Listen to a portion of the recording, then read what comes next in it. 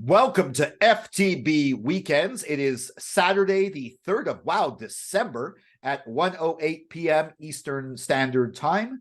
I am, of course, Jason C. McLean, and joining me as always, Dawn McSweeney. Welcome, Dawn. Hello. Hello. Okay, well, I guess we'll just start right with it. Something we've talked about Twitter a lot, but let's talk about Kanye. Ye. What's the deal with that Do guy? I fucking have to? Yeah, it's in the news. Like, what the hell is up with him? He's saying his latest thing is he said he liked Hitler.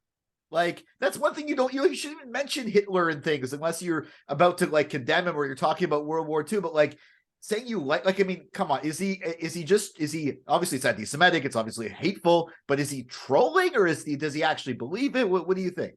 Okay, so the only reason anybody cares is because they're upset that they used to think he was a genius and they really admired him and bought his stuff. But now he's just an angry, crazy divorced dad. Like, let's move on. I don't Yeah, care. He's just a demographic now. He I don't yeah, care.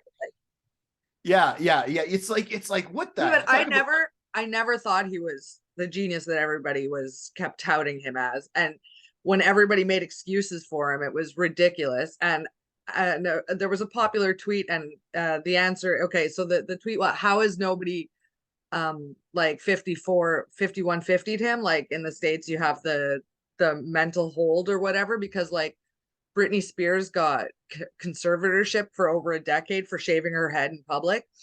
And Yeah. but the answer to that is men are free to make whatever poor choices they want publicly if they're wealthy. And if a woman were doing this, we would be carting her off to an institute. True. Also, the other response is that nobody wants to deal with him. I think anybody who cared about him, he probably chased Yeah. away years ago. I'm not sure that he's a quality person. I mean, his opinions aside, when you've created this atmosphere where nobody can tell you no, and you're so self-aggrandizing, he's basically just Trump in a different outfit. And and everybody was like, let's praise this guy. And as with Trump, you see what happens is when you give those people exactly what they want, they just deep end and whatever. Yeah. Yeah, Well, he I finally. was like, everybody kind of downplayed it when he said that slavery had been a choice when he started hanging out with Candace Owens. Like, a lot of people gave him a pass somehow, and it's arguable that they gave him a pass for too long. I'm sure there were signs before that things were out of hand and it wasn't worth whatever artistry. Is his Maybe music that good? I've never really I don't listened to think Kanye. so. Maybe because I was just thinking to myself, I've had some conversations recently with some like-minded people where we would definitely we accept some canceled artists, and I won't get into it because that's problematic. But and it has to be that we accept those artists because we appreciate the quality of their work. And maybe I don't just appreciate Kanye's work enough, or maybe because it's Jewish, I'm Jewish, or maybe because I don't really care about him and I don't understand why the media keeps letting him talk. It is funny that he got back on Twitter long enough to get canceled from Twitter again. Um, and that was apparently because of inciting violence. And they're like, freedom of speech. You can be an anti-Semite on our space all you want, but incitement of violence is the line. And I don't know what he said, but I also don't care. Well, there's the rumor that the joke was that he was because he posted an unflattering picture of Elon Musk with his shirt off, but Elon It is apparently said, "I'm just going to fascinating that lose weight." Elon is Yeah. using this as the weirdest, like he's like a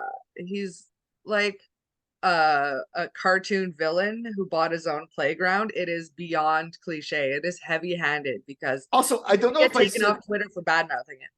I don't know if I said this last week, but he shows up in my Twitter feed. Like, I don't follow him. I see his tweets at the top of my feed. Like, how is the algorithm? Like, Really? yes, like I don't follow Elon Musk. I don't follow Mark Oh, Zuckerberg, but I don't see funny. his posts on my Facebook feed, but I see Elon on my Twitter without trying. That's funny. It's like he's like the official word from headquarters is whatever stuff he's I do dribbling out. follow him, but I also watch just about every Andy Cohen franchise. So like I'm that. So Yeah, well, I mean, one thing I wonder if Paul Saint Pierre Plamondon gets the tweets from King Charles III, even though he probably doesn't follow him on Twitter. Wow, what a segue. Okay, Saint yeah, so the PQ were not allowed into the National Assembly because they refused to swear an oath to King Charles III. Now, on one hand, I hate the PQ, and this whole Quebec nationalism thing, not my cup of tea, and they should really focus on what matters. The other thing is, why would we have to, even English people, like, I wouldn't want to have to swear an oath to the king. Like, he's not my king. Like, Okay, but he's on as long as the queen's on our money, it's hard to detach. But yes, we should detach. But I mean, you can't with one hand be like, I don't want to swear allegiance, but here, let's pay with your face. It's yeah, but I mean, it has to be a more full thing. Like, I think it's fair to bring up the debate and to get the ball rolling to detach, but to just be like, it has to be today, it's going to be a slower process than that, I believe. And apparently Legault's trying to get it removed. Yeah, he's trying to get that removed from the, like, I think you should swear an allegiance. If you're an elected official, you should swear an allegiance to the people you represent and maybe to the institution. I mean, that would be ideal, but I mean, politicians everywhere would start bursting into flames with their lies. The other thing is the PQ is complaining that they got the bare minimum. They can't function with the money they got for that they're getting for something. Anyway, I hope it's a dying dinosaur. Both swearing allegiance to the monarchy as well as the PQ. Yeah, as both. Yeah, but it's like, I don't like either side of this argument. Yeah, like, both are wrong. I don't like either. We know they found out. I never realized, because, like, I was born in Canada and I've never had to swear an allegiance to the king or queen in my life. But new immigrants who come here, they have to swear an allegiance to the king now. Like, there was actually, which is actually very interesting, because there are a fair amount of immigrants who are coming from countries that were fully colonized and ruined by that same monarchy. Yeah, exactly. And I mean, I'm not one of those, I'm not walking around trying to point out the problematic history of every single thing, but I mean, what else? Yeah.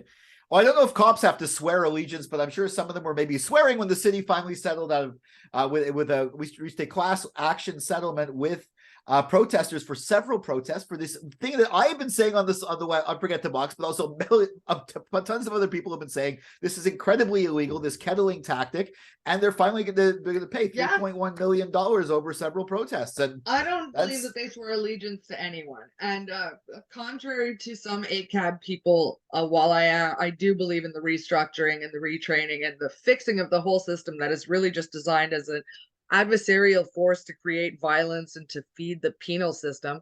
But I mean, I have had good interactions with cops. They have shown up to court in my favor. They have, I have had good experiences. Overall, though, I think every social experiment we've ever pulled, including, what's that famous one where they put the university students in charge of the students in a fake prison situation? It's famous. It was in the 70s. They can never replicate it because things went so sideways so fast with the imbalance of power that the students who were put in charge were things went out of hand. The system itself is broken, as evidenced by the fact that even when you put just about anybody in those positions, they react the same way. And the police deserve to pay. The police deserve to pay over and over and over and over. Yeah. And I hope this is the first of many settlements.